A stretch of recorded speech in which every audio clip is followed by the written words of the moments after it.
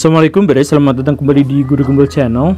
Kerbau oleh masyarakat Nusantara kuno itu sering dianggap sebagai simbol dari kekuatan dan kejayaan, kemegahan dan kehebatan. Kerbau itu sering dilambangkan sebagai masyarakat yang giat bekerja, masyarakat yang ulet, masyarakat yang bisa beradaptasi terhadap lingkungan dan lain sebagainya. Maka orang-orang Jawa itu sangat senang ketika mereka harus mempertandingkan antara kerbau dengan harimau, dan dalam sebuah arena pertandingan kemudian sang harimau diseruduk sampai mati. Termasuk juga pertandingan-pertandingan itu diselenggarakan di hadapan muka orang-orang Belanda. Kenapa kerbau dianggap hebat oleh masyarakat Nusantara kuno? Ya tentu saja karena masyarakat Nusantara kuno pertama mendapatkan pengaruh dari Hinduisme yang sangat mensakralkan sapi, dan di sisi lain kerbau juga dianggap oleh masyarakat agraris itu sebagai hewan yang bisa membantu dan dijadikan sebagai tulang punggung untuk bisa menyelesaikan masalah-masalah pertanian. Soekarno di akhir masa penjajahan Belanda itu juga bersepakat dengan masyarakat Indonesia tentang bagaimana kerbau disimbolisasikan.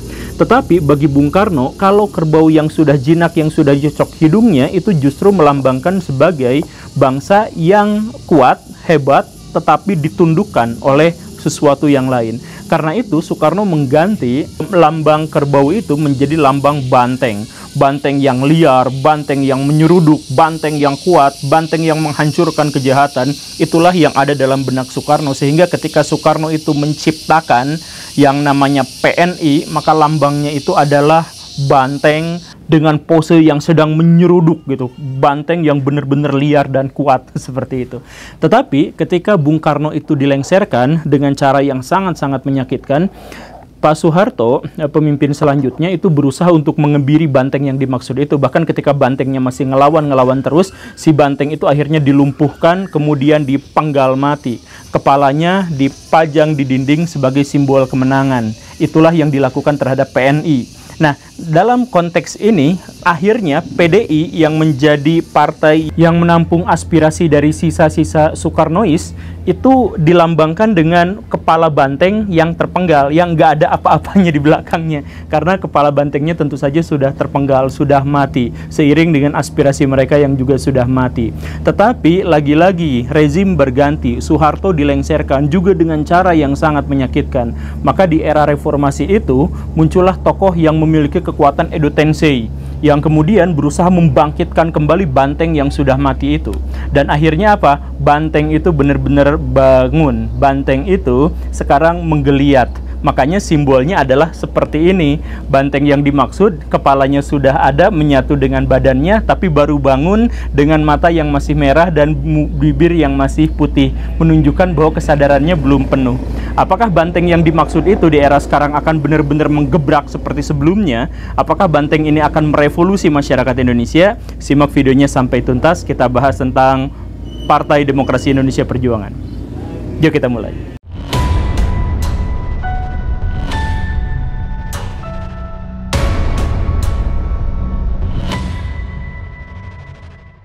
Ketika Soeharto melengsarkan Soekarno dengan cara yang sangat-sangat rumit yang sampai sekarang kita tidak mengetahui bagaimana penjelasannya, Soeharto sadar bahwa pendukung-pendukung Bung Karno itu masih sangat banyak, dan itu bisa saja mengancam kekuasaannya dan bisa mengancam stabilitas negara.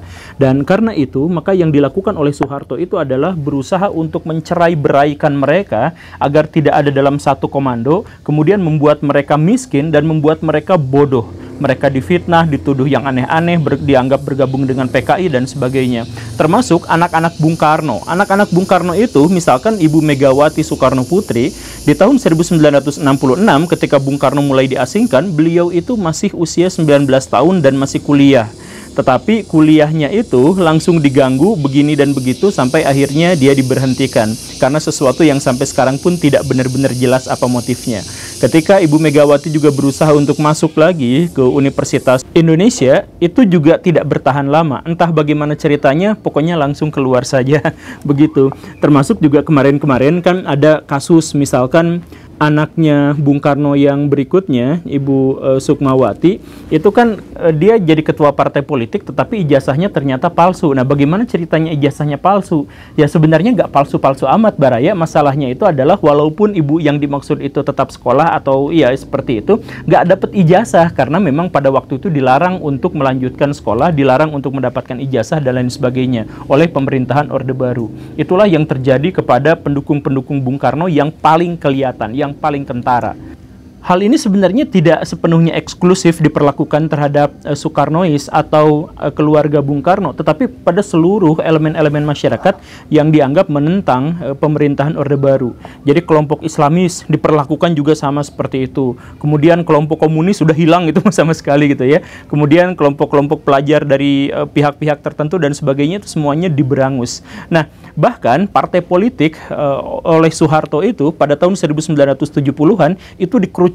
Jadi kan partai-partai itu jumlahnya banyak gitu ya, dan itu menampung aspirasi masyarakat dari berbagai golongan. Nah, biar golongannya itu tidak terlalu banyak, maka Pak Harto itu langsung bikin kebijakan bahwa partai politik itu cukup 2 saja.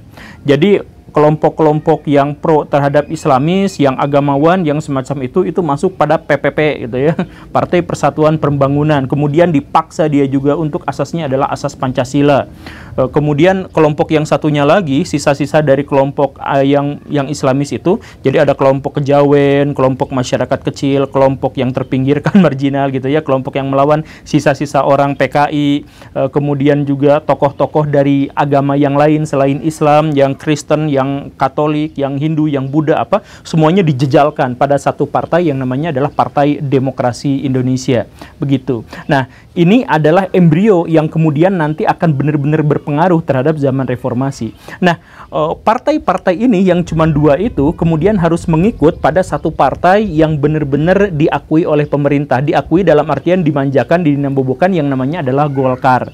Golkar pada waktu itu juga statusnya semacam orsospol gitu, bukan partai seperti yang seharusnya seperti yang 2 yang tadi itu. Ini dianggap sebagai partainya PNS, jadi PNS, kemudian pegawai BUMN, kemudian polisi, kemudian tentara, kemudian guru, kemudian semua pokoknya mah yang berhubungan dikasih nafkah sama pemerintah itu wajib nyoblos Golkar gitu.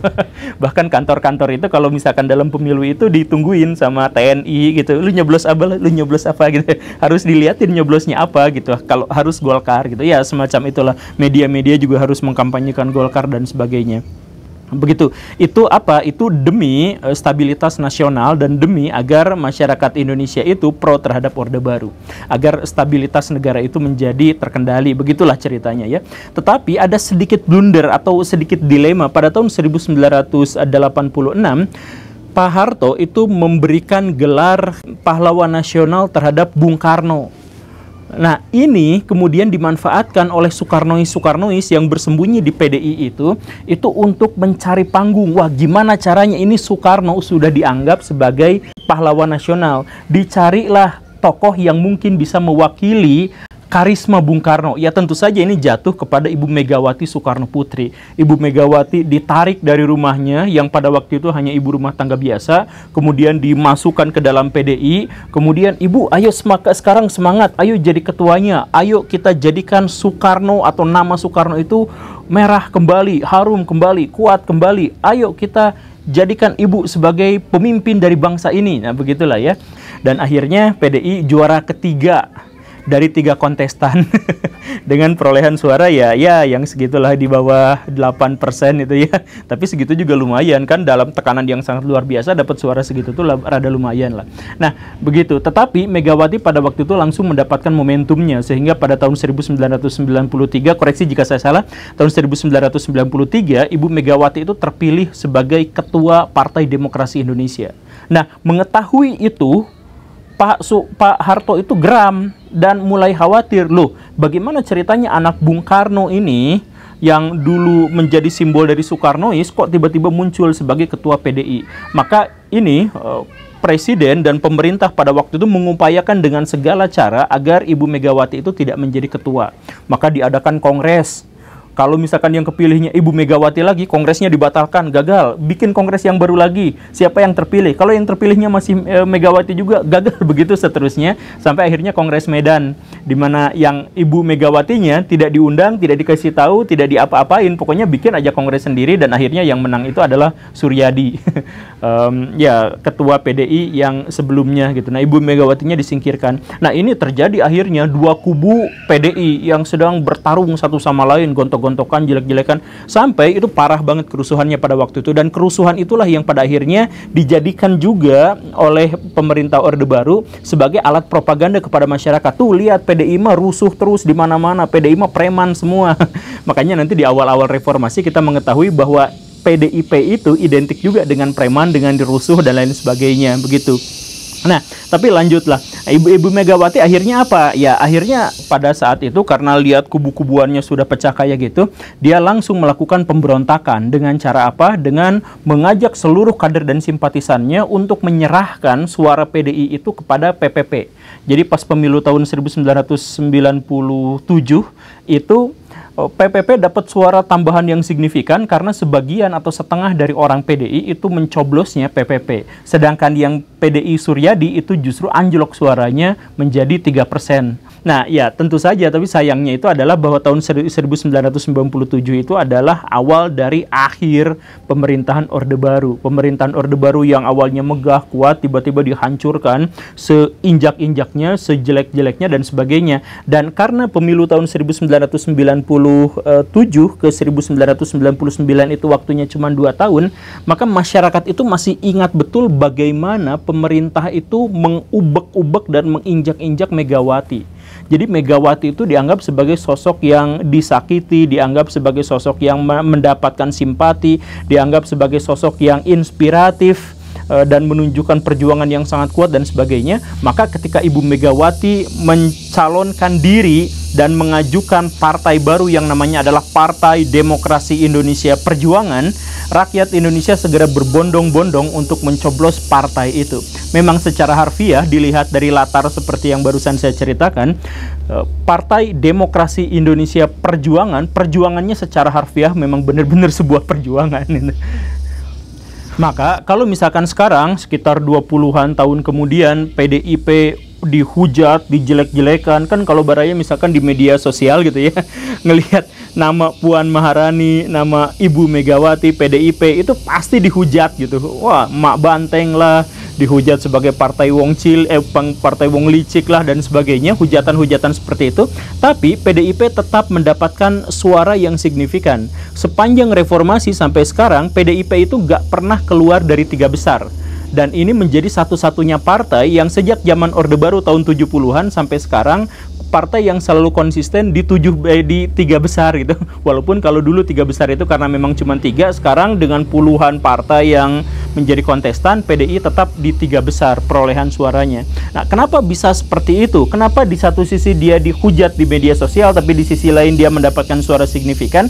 Karena pemilih-pemilihnya itu adalah pemilih yang konsisten karena dia punya baris ideologi tertentu yang benar-benar melekat pada dirinya. Coba simak yang tadi saya jelaskan secara historis gitu ya.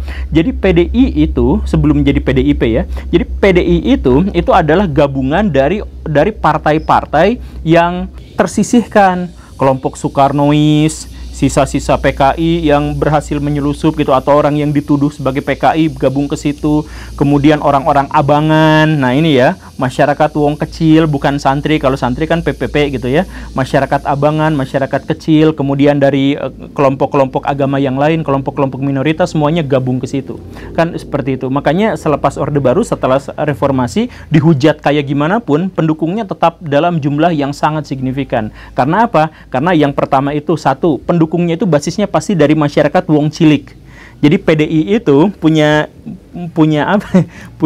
binari gitu, di mana di satu sisi dia disebut sebagai partai wong cilik oleh mereka sendiri dan disebut oleh partai wong licik oleh para oposisinya, para penentangnya, kan begitu. Tapi yang jelas memang di desa-desa, di kampung-kampung khususnya Jawa Tengah dan Jawa Timur, PDIP itu adalah partai wong cilik yang beneran, orang fakir miskin yang tidak banyak nonton HP, yang kalau nonton HP juga tidak ada perdebatan apa dan sebagainya, yang tidak terkontaminasi oleh hujatan-hujatan netizen terhadap PDI, itu mereka milihnya namanya PDIP sampai sekarang. Karena itu adalah basis pemilih mereka yang utama, itu pertama. Kemudian basis pemilih mereka yang kedua, itu adalah kalangan abangan. Dan ini menjadi mayoritas di Indonesia, sehingga PDIP itu adalah meraup suara yang selalu banyak. Karena apa? Karena mereka itu ada di wilayah masyarakat silent majority gitu. Kan masyarakat di Indonesia itu mayoritas muslim gitu. Tapi walaupun mayoritas muslim, itu kebanyakan itu masyarakat muslim yang biasa-biasa aja, yang moderat atau yang kurang atau yang abangan atau yang semacam itu gitu. Jadi masyarakat yang senang dalam beragama dan takut kalau murtad gitu, masyarakat yang seperti itu. Tapi masyarakat yang tidak mau menghakimi orang lain, masyarakat yang tidak terlalu terikat pada syariah dan hal-hal yang semacam itu. Masyarakat di Indonesia itu kan mayoritas seperti itu. Nah, cuman mereka tuh diam. Jadi kalau di media sosial ada kerusuhan pakai baju-baju putih, teriak Allahu Akbar dan lain sebagainya gitu, itu muslim sebenarnya muslim yang banyak keluarnya di media, banyak keluarnya di media sosial, tetapi sebenarnya mereka tuh minoritas.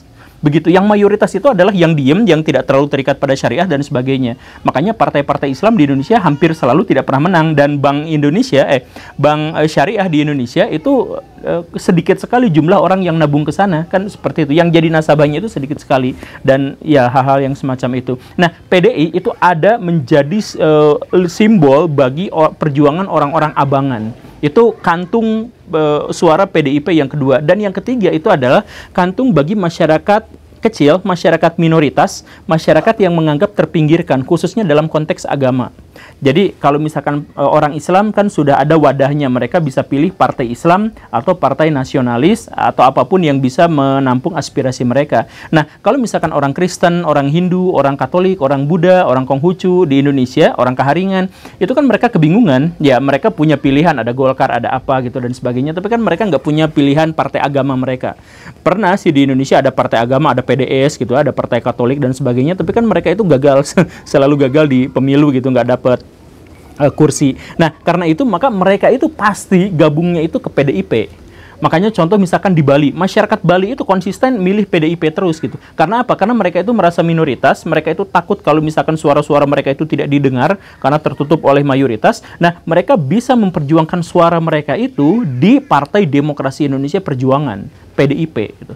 Jadi sekali lagi, walaupun PDIP itu sering di blunder, banyak juga korupsinya, pernah juga tercatat bahwa PDIP itu partai paling korup dan sebagainya, tapi karena basis masanya itu adalah kalangan agama, kalangan abangan yang mayoritas, kalangan wong cilik, dan kemudian kalangan dari masyarakat minoritas yang khawatir aspirasinya tidak tersampaikan, maka mereka itu tetap mendapatkan suara yang signifikan. Begitu kan? Ya, begitu ya. Cuman sayangnya karena PDIP itu adalah partai figur, partai yang tidak bisa dilepaskan dari Ibu Megawati, sejak awal dia nggak bisa lepas dari Ibu Megawati, maka semuanya itu benar-benar sangat tergantung pada figur Ibu Megawati. Sekarang Ibu Megawati itu komunikasi politiknya parah banget. Jadi ngomong ke media itu benar-benar bikin blunder gitu. Dia ngomong misalkan ibu-ibu udah tahu minyak goreng langka, kenapa nggak ngerebus aja, nggak ngukus aja? Kan seharusnya yang diharapkan oleh masyarakat itu adalah sebagai pemimpin, sebagai politisi, sebagai penguasa dari pemerintah, kalau minyak goreng langka itu diatasi, bukannya malah nyuruh masyarakat untuk jangan goreng gitu. Kan seperti itu gitu ya. Kemudian Ibu Megawati juga dikenal sebagai orang yang menjelekan atau mendiskreditkan atau dianggap mendiskreditkan tukang bakso gitu ya. Kalau nikah jangan sama tukang bakso ya, semacam itu gitu ya. Dan atau ke ibu-ibu pengajian jangan kayak gitu, jangan keseringan ngaji dan lain sebagainya lah. Pokoknya mah banyak blunder. Apalagi yang paling fatal itu menurut saya itu adalah ketika menyindir lah Pak Jokowi itu sebagai petugas partai. Itu kan sebenarnya kalau itu di Amerika Serikat mungkin itu bisa di impeachment gitu. Tapi Ibu Megawati kan nggak bisa di impeachment, kan bukan presiden. Ya tapi intinya mah bener-bener fatal lah kata-kata yang semacam itu ya. Karena presiden itu adalah representasi dari rakyat, bukan representasi dari partai politik. Ketika ada presiden yang representasi rakyat tapi dianggap sebagai petugas partai, itu sebenarnya fatal banget. Tapi ya udahlah, abaikan. Intinya mah adalah Ibu Megawati itu sekarang berceritanya itu banyak menunjukkan hal-hal yang salah gitu, banyak menunjukkan hal-hal yang sebenarnya tidak mendapatkan simpati dari rakyat. Tapi apa boleh buat, sekarang kader-kader PDIP malah sibuk untuk membela atau cari pembenaran apapun yang dilakukan dan dikatakan oleh Ibu Megawati. Karena simbol satu-satunya yaitu kalau misalkan Megawatinya hilang atau lengser atau apa, kan PDIP-nya juga takut kehilangan arah dan ada kemungkinan mereka akan terpecah belah. Karena betapapun misalkan Ibu Megawati dianggap sebagai orang yang tidak menjadi moncong intelektual bagi partai, tetapi orang-orang atau elit-elit partai atau para intelektual-intelektual partai itu juga pasti akan kebingungan seandainya tidak ada simbol, tidak ada figur. Karena bagaimanapun ya PDI ya begitu. PDI ya feodal, bagaimanapun PDIP itu ya seperti itu. Nah, ya, jadi silahkan aja sekarang ya, terima nasib ketika Ibu Megawatinya sekarang semakin kesini semakin banyak berbicara tentang hal-hal yang tidak mengundang simpati masyarakat, maka semakin banyak juga orang-orang PDIP yang taubat dari PDIP-nya dalam tanda kutip ya, dan banyak sekali oposisi atau orang-orang yang tidak suka pada PDIP menjadikan itu sebagai bahan gorengan gitu. Ya seperti itulah tentang PDIP, ya, itu masalah dari partai berbasis figur. Saya hanya menjelaskan soal pilihan mah itu bukan urusan saya. Terima kasih karena sudah menyimak. Saya Guru Gembul. Assalamualaikum warahmatullahi wabarakatuh.